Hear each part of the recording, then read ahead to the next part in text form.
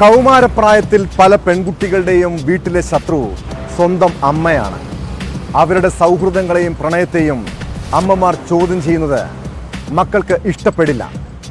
ഇങ്ങനെ കോഴിക്കോട് കുന്നമംഗലത്ത് അമ്മയോട് പിണങ്ങി വീട് വിട്ടിറങ്ങിയ 14-കാരി വലിയൊരു അപകടത്തിലാണ് പെട്ടത്.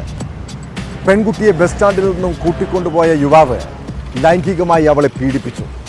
പിന്നീട് വീട്ടുകാർ പരാതി നൽകിയതിൻ്റെ അടിസ്ഥാനത്തിൽ നടത്തിയ തിരച്ചിലിലാണ് അവളെ കണ്ടെത്താൻ കഴിഞ്ഞത്.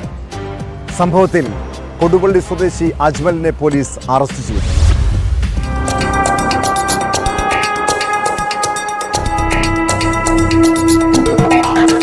വെള്ളിയാഴ്ച രാവിലെ 11 മണിയോടെയാണ് അമ്മയോട് വഴക്കിട്ട് 14-കാരി വീട് വിട്ടിറങ്ങിയത്.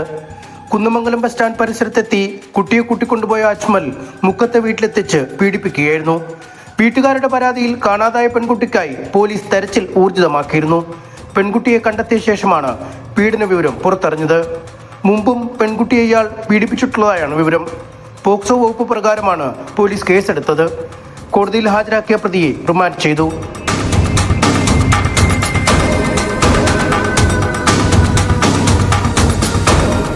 ന്യൂസ് 18 കോഴിക്കോട്.